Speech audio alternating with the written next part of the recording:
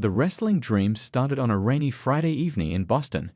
10-year-old Tony Martinez sat cross-legged on his worn-out blue carpet, eyes glued to their small TV screen.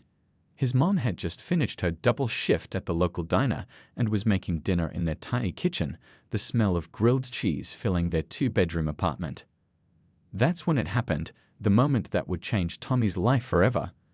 The familiar trumpet intro of John Cena's theme song blasted through the TV speakers, and Tommy jumped to his feet, nearly knocking over his glass of orange juice.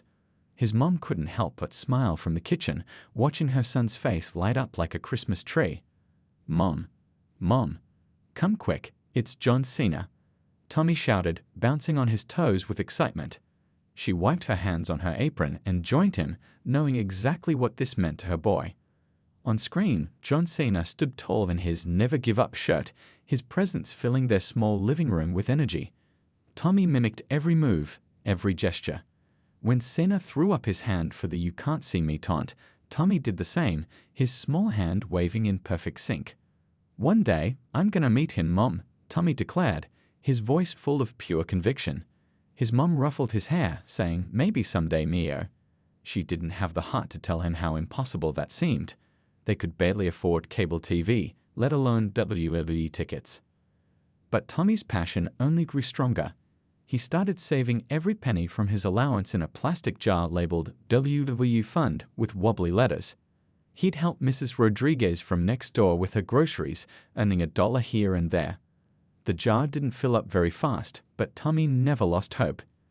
His bedroom walls slowly transformed into a John Cena shrine. Posters from wrestling magazines covered every inch of space, some slightly wrinkled because Tommy had carefully smoothed out the creases from the discounted damaged copies he could afford. His favorite was the one where Cena held up the championship belt.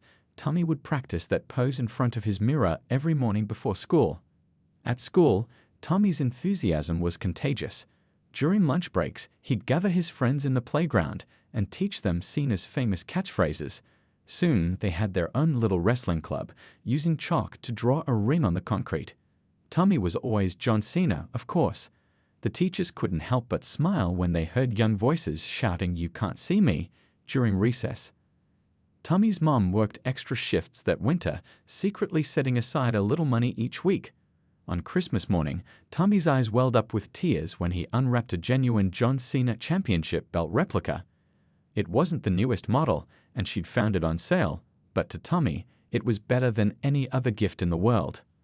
"This is just like his," Tommy exclaimed, holding the belt up high just like his hero.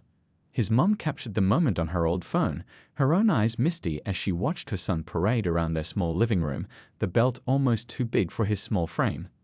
Every Thursday night became sacred in the household.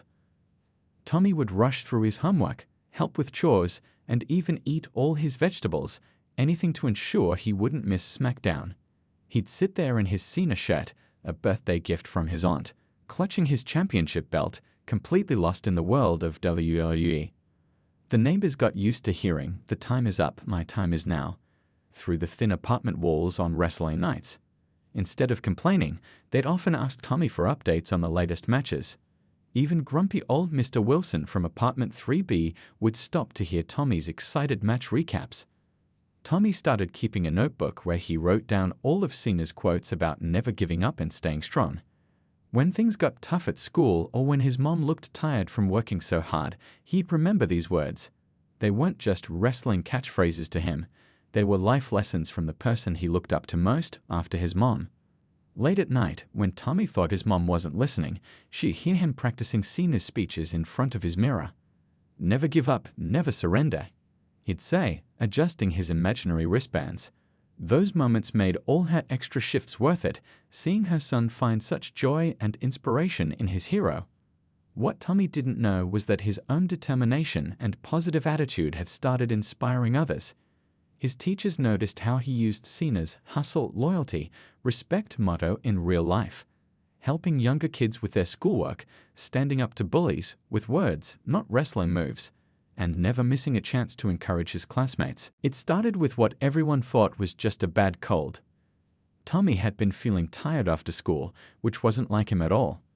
Usually, he'd bounce through the door, ready to demonstrate his latest wrestling moves to his mom.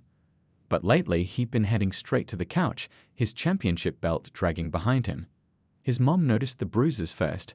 They appeared on his knees and elbows, which wouldn't have been strange for an active kid like Tommy, except these showed up even when he hadn't been playing rough. At first, she thought it was from his playground wrestling club, but something in her gut told her this was different. The day they went to the doctor's office, Tommy wore his favorite John Cena t-shirt. It was a little faded from so many washes, but he said it gave him extra strength. While they sat in the waiting room, he kept himself busy by drawing pictures of wrestling rings and writing down ideas for his own finishing moves. The doctor's words hit them like a thunderbolt on that sunny Tuesday morning. Leukemia.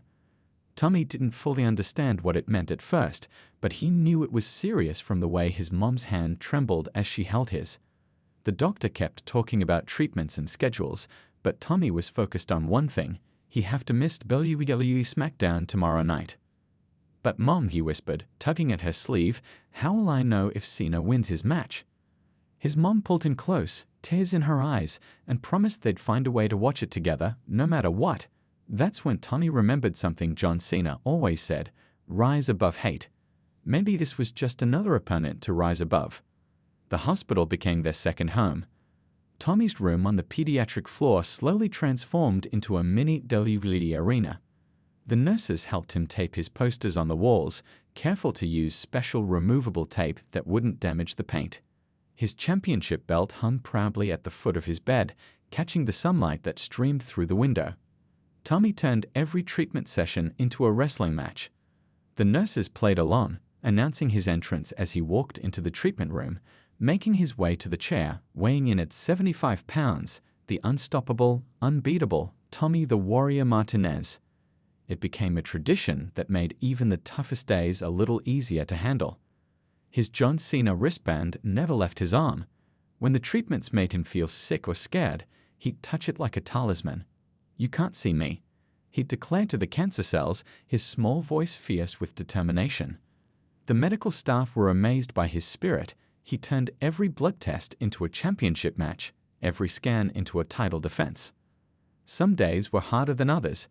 There were mornings when Tommy couldn't muster the energy for his usual Cena impressions. On those days, his mom would sit beside his bed and read him stories about legendary wrestling matches. She learned all the wrestlers' names and moves just so she could make the stories more exciting for him. The other kids on the floor started gravitating toward Tommy's room. It became known as the WWE headquarters of the pediatric wing. He'd share his wrestling magazines with them and teach them Cena's 5 moves of doom. The sound of children chanting "You can't see me" echoed through the hospital corridors, bringing smiles to tired parents' faces. Tommy kept a special notebook by his bed where he wrote letters to John Cena. He never sent them. They couldn't afford the fan club membership to get the mailing address, but writing them made him feel connected to his hero. "Dear John," he'd write, "today I had 3 shots and I didn't cry once. I used your never give up power." The doctors were impressed by Tommy's attitude. "Whatever you're doing, keep doing it," they told his mom. "His positive attitude is helping the treatment work better." His mom would just smile, knowing it was the strength he borrowed from his wrestling hero that kept him going. During his monthly checkups, Tommy would wear a different John Cena shirt each time. He had quite a collection now: gifts from nurses, other patients' families, and even one from his school class who did a small fundraiser for him. Each shirt, he claimed, had its own special power for different types of hospital days. Even on the toughest days, when the medicine made him feel awful, Tommy never complained. Instead, he'd adjust his wristband and say one of Cena's catchphrases: hustle, loyalty, respect. The hustle was fighting the disease, the loyalty was to his mom and medical team, and the respect was for his own body's strength to heal. His mom started a small tradition of watching wrestling highlights with him after each treatment. She'd bring her old laptop to the hospital, and they'd huddle together on his bed, watching John Cena's greatest matches. Tommy would predict every move before it happened, providing his own commentary that often made the nurses stop and listen. Tommy's mom sat alone in their tiny kitchen late one night after Tommy had finally fallen asleep. The house felt extra quiet, the kind of quiet that makes you think too much. She stared at her laptop screen, reading about the Make-A-Wish Foundation for the 5th time that evening. Her coffee had gone cold, but she barely noticed. She could hear Tommy's gentle breathing from his room, mixed with the soft whir of the medical equipment they'd brought home from the hospital. His latest round of treatment had been particularly tough, yet he hadn't complained once. Instead, he'd spent the evening showing her his newest wrestling move drawings, explaining each one in detail despite being exhausted. The Make-A-Wish website seemed to glow in the dim kitchen light. Her fingers hovered over the keyboard as doubt crept in. Was she getting his hopes up too high? What if it didn't work out? But then she remembered something Tommy always said when quoting his hero, "Never give up." Taking a deep breath, she started filling out the application.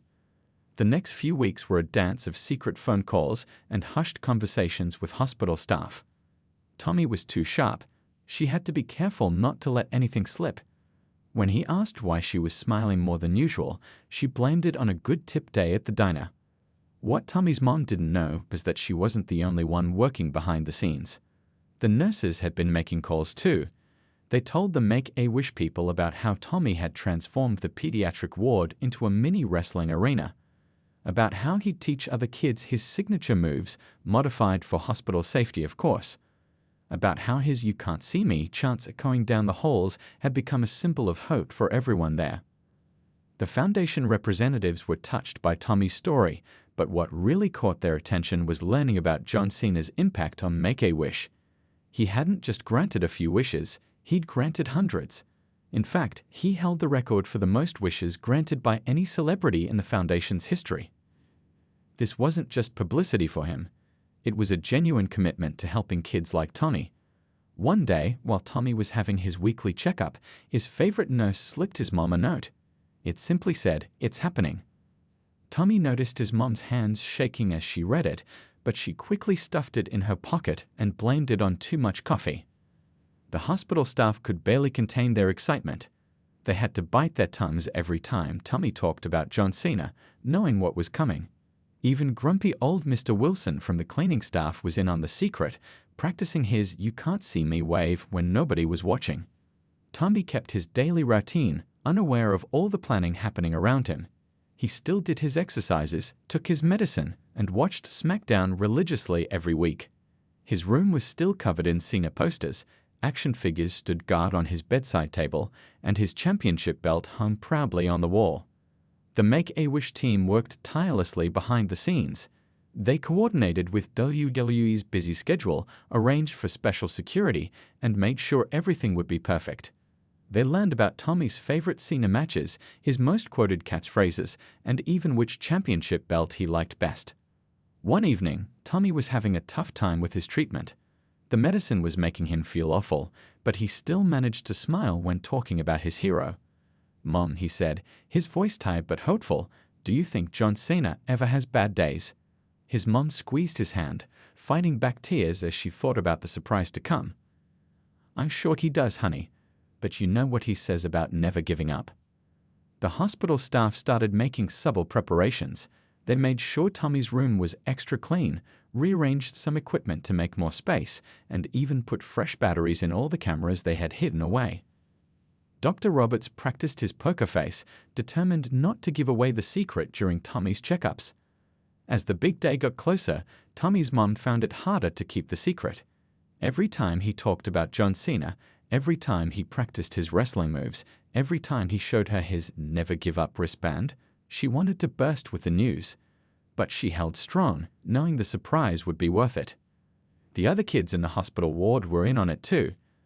They helped create distractions when secret meetings were happening, and some even practiced their own Cena impressions to keep Tommy entertained. The whole floor had become part of this beautiful conspiracy of hope. That morning started like any other day at Boston Children's Hospital. Tommy dragged himself out of bed, still tired from yesterday's treatment. His mom helped him put on his favorite Cena shirt, the one that was getting a bit too big now because of all the weight he'd lost. But he insisted on wearing it anyway, saying it made him feel stronger. Dr. Roberts had scheduled what they called a progress checkup. Tommy wasn't too excited about it. These checkups usually meant more needles and tests. As they walked through the familiar hospital corridors, he touched his John Cena wristband for luck, just like he always did. The examination room felt different that day, though Tommy couldn't figure out why. Maybe it was because Nurse Jenny kept grinning at him for no reason, or because Dr. Roberts seemed to be checking his watch every few minutes. Even his mom was acting weird, constantly fixing her hair and straightening her clothes. "So, Tommy," Dr. Roberts said, flipping through his charts, "tell me how you've been feeling this week." Tommy launched into his usual detailed report, complete with wrestling metaphors. "Well, Doc, the nausea tried to hit me with a sneak attack, but I reversed it with those pills you gave me, just like when Cena counters an RKO." Just then, they heard commotion in the hallway. Tommy figured it was probably another patient being wheeled past. But then, a voice boomed through the door. A voice he'd heard thousands of times on TV, but never in real life. "Hustle, loyalty, respect." Tommy froze. His heart started racing. "Mom," he whispered, "I think I'm hearing things again. Like that time when the medicine made me dizzy." His mom squeezed his hand, tears already forming in her eyes. "No, Mio, not this time." The door burst open, and there he stood, all 6 feet 1 inch of him, in his neon green, never give up shirt and baseball cap, championship belt gleaming on his shoulder. John Cena. The real John Cena, in the flesh. Tommy's jaw dropped. He blinked hard, convinced he was dreaming. He even pinched himself, something that made Cena laugh. A warm, genuine laugh that sounded nothing like his TV laugh. "I heard there's a champion in this room," Cena said, his voice filling the small space, "and I had to come meet him myself." For the first time in his life, Tommy was speechless. This was the moment he dreamed about for years, played out in his head 1,000 times, and now his brain couldn't form a single word. Happy tears rolled down his cheeks as Cena walked over and knelt down to his level. "That's a pretty cool wristband you've got there," Cena said, pointing to Tommy's prized possession. Tommy looked down at his worn-out wristband, suddenly feeling a bit embarrassed about how faded it was. But Cena wasn't done. "You know what? I think it looks even better than mine." Finally finding his voice, Tommy blurted out, "You're really here. You're really real." The whole room burst out laughing, and Tommy felt his face turn red. But Cena just smiled and said, "I'm real, and I hear you've been fighting like a true champion." Dr. Roberts tried to maintain some professional composure, but even he was grinning from ear to ear. He started explaining Tommy's progress to Cena, using medical terms, but Tommy interrupted. "I've been hitting the cancer with the 5 moves of doom." Cena's face lit up, and he asked, "All 5? Even the attitude adjustment?" For the next few minutes, Tommy demonstrated each move, using careful, gentle motions just like he promised his mom. Cena watched intently, offering tips and even demonstrating a few modified versions that Tommy could do safely in his condition. The hospital staff peeked in through the door, trying to be discreet but failing miserably.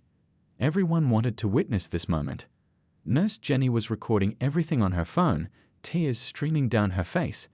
Even grumpy old Dr. Peterson from the next ward stopped by, pretending he needed to borrow some charts. When Tommy showed Cena his collection of WWE drawings, including one of himself winning the championship belt, Cena studied each one carefully. "You've got talent, champ," he said, and Tommy beamed with pride. Then Cena did something unexpected. He asked Tommy to sign one of the drawings for him. But you're supposed to give me your autograph, not the other way around." Tommy protested. Cena shook his head and said, "Champions sign autographs for other champions. That's just how it works." With shaking hands, Tommy signed his name on his best drawing, adding a little "you can't see me" stick figure next to it. The whole scene felt surreal.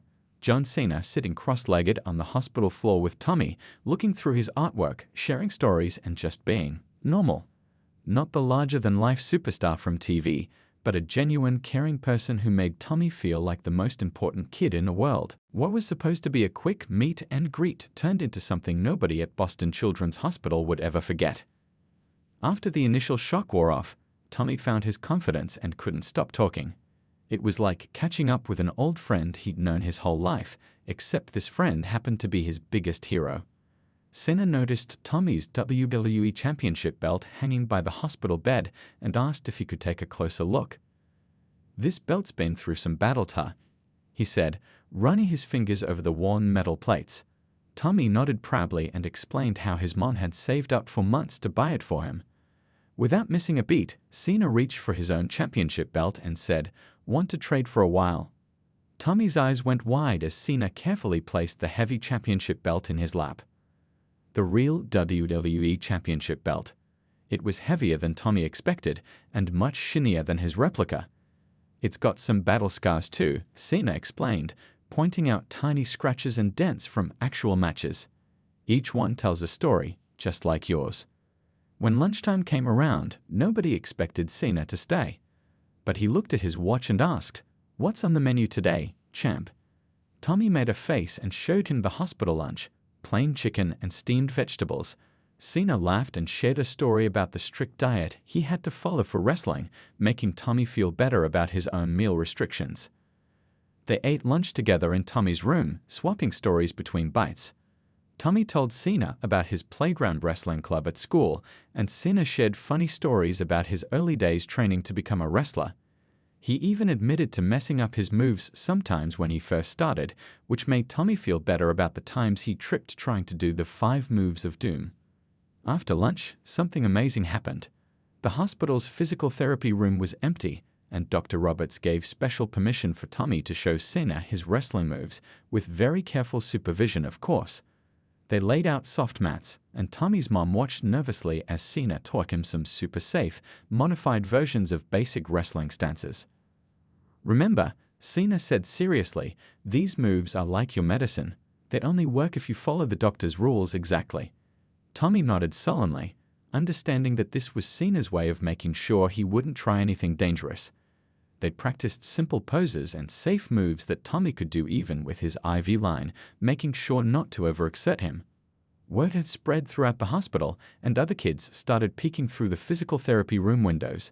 Cena noticed and asked Tommy if it was okay to invite some of his friends to join them. Soon, the room was filled with young patients, all wearing different types of medical equipment, learning to strike Cena's famous "you can't see me" pose. Tommy felt like a celebrity himself, helping Cena teach the other kids. For a few magical hours, the physical therapy room wasn't a hospital space anymore. It was transformed into a special kind of wrestling ring where kids could forget about their illnesses and just be kids.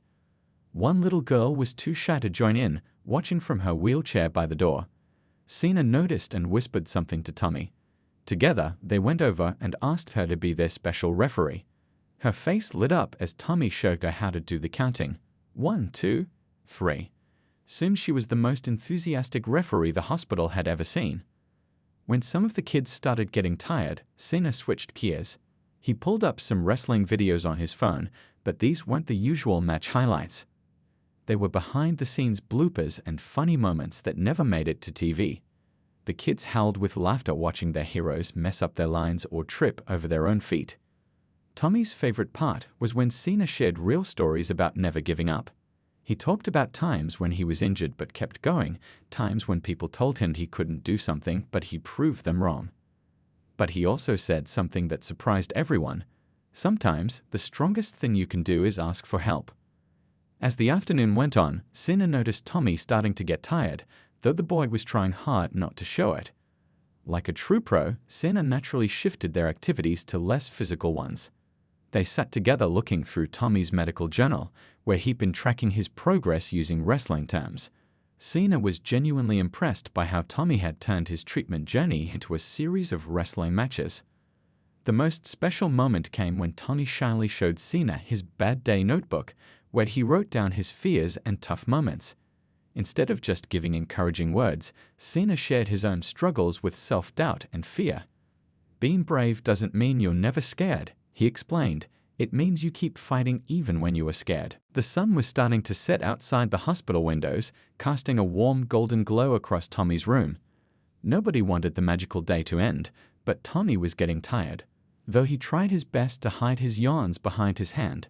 His mom noticed and started giving those familiar time to rest looks that all moms seem to master. Cena noticed too. He'd spent enough time visiting kids in hospitals to recognize the signs of fatigue. But before saying goodbye, he had something important to share. "Hey champ," he said, sitting down on the edge of Tommy's bed, "I've got a little secret to tell you." Tommy leaned in close, his eyes wide with curiosity. Cena unstrapped one of his wristbands, not a merchandise one, but the actual wristband he'd worn in his last match. It was slightly frayed at the edges and had tiny scuff marks from hitting the wrestling mat. "This," Cena said, holding it up, "is my lucky wristband." He told Tommy about wearing it during his toughest matches, about how it had been through championship victories and brutal defeats. "It's seen more battles than I can count," Cena explained, turning it over in his hands. "But I think it's ready for an even more important fight now." Tommy watched in amazement as Cena carefully placed the wristband in his small hands. It was still warm, and Tommy could see the sweat stains from Cena's workout earlier that day, proof that this wasn't just another piece of merchandise, but something real and personal. "But wait," Tommy protested, looking worried. "Don't you need it for your matches?" Cena shook his head and smiled. "I think it'll be more useful here.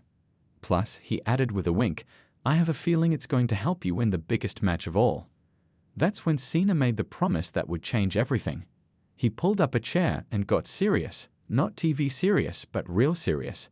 "Tommy," he said, "I want to make you a deal." The room went quiet, even the usual hospital beeps seemed to fade away. "When you beat this thing, not if, but when, I'm going to personally invite you to WrestleMania." Tommy's jaw dropped. WrestleMania? The biggest wrestling event of the year, but Cena wasn't finished. "And I don't mean just watching from the crowd. I mean you'll be my special guest backstage and everything." Tommy's mom started to say something about how they couldn't afford such a trip, but Cena held up his hand. "Mrs. Martinez, this isn't about money. This is about celebrating a champion's victory. All you have to focus on," he said, turning back to Tommy, "is getting stronger." Then Cena did something that made the nurses watching from the doorway gasp. He took off his championship belt and laid it across Tommy's bed. "This belt," he said, tapping the gold metal, "has been through every kind of battle you can imagine. But the fight you're fighting? That takes more courage than any wrestling match." He showed Tommy the scratches and dents in the belt, telling the story behind each one. "See this mark here? That's from when I thought I couldn't go on, but I did anyway. And this one? That's from a time when everyone counted me out, but I proved them wrong." Tommy ran his fingers over each battle scar as Cena talked, soaking in every word. Then Cena pulled out his phone and asked Tommy's mom to take a picture. But instead of just posing, he helped Tommy sit up and showed him how to hold the championship belt properly. "Remember," he said, "shoulders back, head high. That's how a champion stands." As they took photos, Cena kept telling Tommy stories about persistence and courage. He wasn't just saying empty words. He shared real moments of doubt and fear from his own career, times when he wanted to give up but pushed through anyway. "The trick isn't being fearless," he explained. "It's being brave enough to keep going even when you're scared." Before leaving, Cena wrote something special in Tommy's journal. It wasn't just a regular autograph. It was a personal message that took up a whole page. Tommy's mom tried to peek, but Cena playfully covered it with his hand. "This is just between us champions," he said with a wink, making Tommy giggle. The last thing Cena did was teach Tommy a special handshake.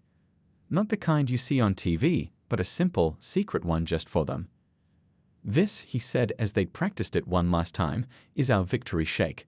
When you beat this thing, and you will beat this thing, we'll do this shake at WrestleMania in front of everybody." The next 12 months tested Tommy in ways he never imagined. There were good days when he felt strong enough to practice his wrestling moves, and tough days when even lifting his head from the pillow seemed impossible. But through it all, he wore Cena's wristband, now faded and soft from constant wear. Every time the doctors had to do another round of tests, Tommy would touch the wristband and whisper, "You can't see me." It became his battle cry, something that made even the scariest procedures a little less frightening. The hospital staff picked up on it too, and soon they'd whisper it back to him before every treatment. Tommy kept his promise to stay strong. He turned his hospital room into a training camp, doing whatever exercises the doctors said were safe. On days when he couldn't get out of bed, he'd work on his promos instead, practicing inspiring speeches just like Cena did. His mom recorded some of them on her phone, and they became hits with the hospital staff. Then came the day that changed everything. Dr. Roberts walked into Tommy's room with a bigger smile than usual. Tommy was sitting up in bed, wearing his favorite Cena shirt and working on a get-well card for another kid in the cancer ward. The doctor held up Tommy's latest test results and said the words they'd been waiting so long to hear. The treatment worked. You're cancer-free. Tommy sat there in shock, his marker dropping onto his blanket. His mom burst into tears, but Tommy just kept touching Cena's wristband, making sure this wasn't a dream. That's when Dr. Roberts pulled out his phone and said, "Someone wants to congratulate you." The video call connected, and there was John Cena, grinning from ear to ear. "I heard someone just won their championship match," he boomed through the phone. Tommy could barely speak, but he managed to hold out his wristband to the camera. "I knew that would help," Cena said with a wink. But Cena wasn't done surprising Tommy. "Remember our deal?" he asked. "Well, WrestleMania is next month, and I've got 2 front-row tickets with your name on them. You and your mom better start packing." Tommy looked at his mom, who was smiling through her tears. She'd known about this surprise all along. The month flew by in a blur of excitement. Tommy got stronger every day, determined to be in top form for WrestleMania. His last day at the hospital turned into a celebration. All the kids from the cancer ward came to wish him well, each one doing their best "You can't see me" wave. When WrestleMania weekend finally arrived, Tommy could hardly believe it. The arena was massive, much bigger than it looked on TV. But the real surprise came before the show, when Cena gave them a personal backstage tour. Tommy met all his favorite wrestlers, each one treating him like a fellow champion when they heard his story. Cena had one more surprise planned. Just before his match, he took Tommy aside and said, "I'm gonna need your help out there tonight, champ." He explained his plan, and Tommy's eyes got bigger and bigger as he listened. His mom looked worried until Cena assured her everything would be completely safe. When Cena's music hit that night, the crowd went wild. But instead of heading straight to the ring, he stopped at Tommy's seat. The spotlight found him as Cena lifted Tommy over the barrier. Tommy's mom watched proudly as her son, now strong enough to walk on his own, did their special handshake in front of thousands of cheering fans. Then came the moment that would go viral on social media. Cena lifted Tommy onto his shoulders and carried him down the entrance ramp. Tommy raised his arms in the "You can't see me" gesture, and the entire arena did it right back. The commentators were going crazy, telling Tommy's story to millions watching at home. That night, Cena won his match. But the real victory celebration happened after the show. In a quiet moment backstage, Tommy gave Cena back his wristband. "Keep it," Cena said, pushing it back into Tommy's hands. "You earned it. Plus," he added with a smile, "you might need it to help other kids who are fighting their own battles." And that's exactly what Tommy did. He went back to visit the hospital regularly, wearing Cena's wristband and sharing his story with kids going through what he faced. Sometimes, when a child was having an especially tough day, Tommy would let them wear the wristband for a little while, passing on its special strength.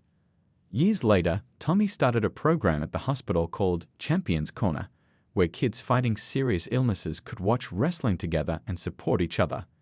And every now and then, they'd get a surprise video call from a certain WWE superstar who never forgot about the brave kid who turned his hospital room into a wrestling ring.